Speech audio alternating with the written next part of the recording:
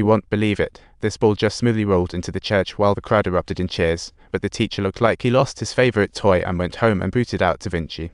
Staring at the stolen paint, the teacher hoped Da Vinci would explain, but all he got was, "I just want to paint something amazing." The teacher was adamant about expelling him. Even though this genius student still paint, he created masterpieces countries would fight over.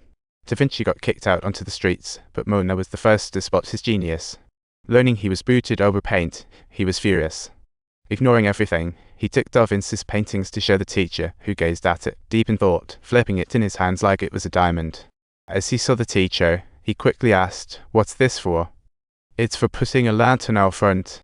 Da Vinci nodded, and the teacher felt like he'd just won the lottery. The teacher decided Da Vinci could return to school and even take him as an apprentice. Da Vinci felt like he was on a roller coaster of emotions. He was tasked with painting in the San Sal church alongside the teacher, an impossible dream for others.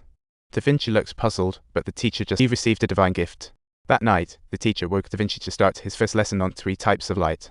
The first type of light was the one shining through the window, which was nothing short of a dazzling, blinding revelation. The second was when a curtain blocked the candlelight, giving the statue some serious 3D vibes. Talk about magic contrast. The teacher explained nature doesn't really have outlines, it's just an illusion our eyes create. If we could see through everything, we'd find the essence of painting. This was what Da Vinci chased for his entire life. His famous work, Mona Lisa, still not done, was precisely because he couldn't figure out the mystery of the woman in the painting. Da Vinci asked what the third type of light was. The teacher thought for a moment and took him to the balcony, where Da Vinci was left in awe by the view. "This soft beauty I've been wanting to capture my whole life is right behind me. Too bad, I almost had it." In this second lesson, the teacher taught Da Vinci to mix blue and yellow. Mixing them unexpectedly resulted in green, which magically reminds everyone of the vibrant spring. After class, the teacher gave Da Vinci a painting to finish, but upon seeing it, he was too intimidated to even pick up a brush. Fearing he'd ruin it, he decided to erase it and redraw the angel's outline, giving it his utmost attention. After a whole night, he finished painting, and when the teacher saw Da Vinci's work, he was literally speechless. When this painting was displayed, everyone praised him, even the Duke wanted to recruit him. But to everyone's surprise, Da Vinci turned him down flat without hesitation. What he didn't expect was to be dismissed by the teacher again, thanks to jealous classmates. Classmates accused Da Vinci of misconduct with his peers, leaving him utterly cornered. But even in prison, Da Vinci kept painting, catching the eye of a wealthy patron. The wealthy patron got him out, but not long after returning to the studio, he was kicked out again for causing trouble for the teacher. Just as Da Vinci prepared to leave, he unexpectedly got an invitation from the wealthy patron.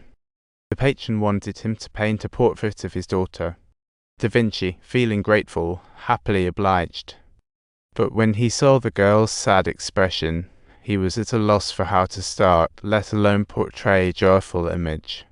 So, he decided to stay true to her real appearance, but the wealthy patron exploded with rage, yelling, "This isn't what I wanted." In a fit of rage, he destroyed Da Vinci's painting and immediately kicked him out afterward. Da Vinci was homeless again, and his future looked dim, so he resolved to go to Milan. He sought the Duke who praised him before, but was flat out rejected. Realizing he had to shed the identity of an artist, Da Vinci became a designer, claiming his blueprints could save the world. But the Duke clearly wasn't buying it, leaving Da Vinci feeling all sorts of mixed emotions as he turned to leave.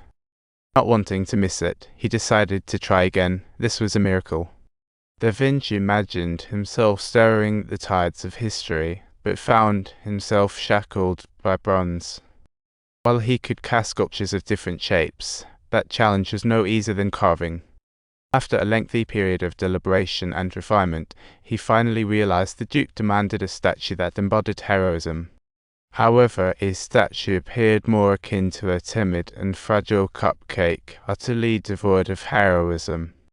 In a moment of sudden inspiration, Da Vinci made the decision to redesign and embark on refining this dazzling and admirable glorious steed.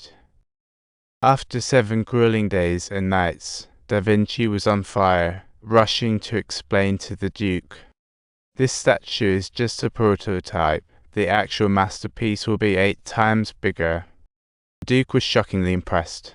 Da Vinci continued beaming with confidence and told him to lie down and try out this marvelous statue. Da Vinci confidently exclaimed, "Only by scaling it up can it truly display its imposing majesty." To make a living, Da Vinci literally dreamed big, planning to build a massive statue for the Duke.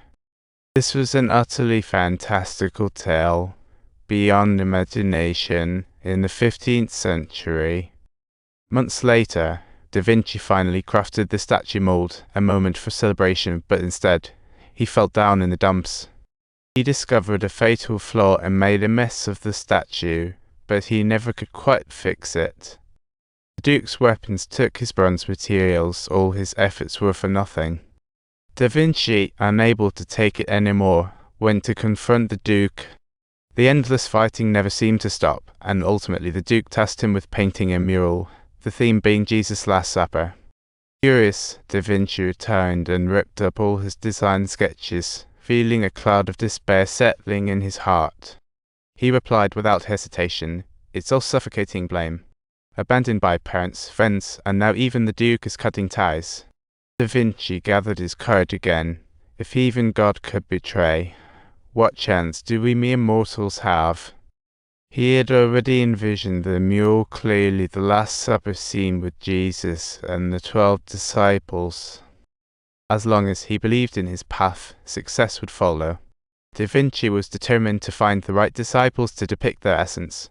Every day, he sat on the streets observing, looking for the perfect disciple likeness to sketch on paper. He even abandoned traditional mural methods since they were too slow and prone to cracking. The apprentices began to doubt, but Da Vinci had his unique way of doing things. Mixing eggs with special paint, he ensured it dried fast and could be painted over multiple times, eliminating traditional painting errors. On the day of construction, Da Vinci smashed a pit, telling everyone it was the vanishing point, with the vision extending from there.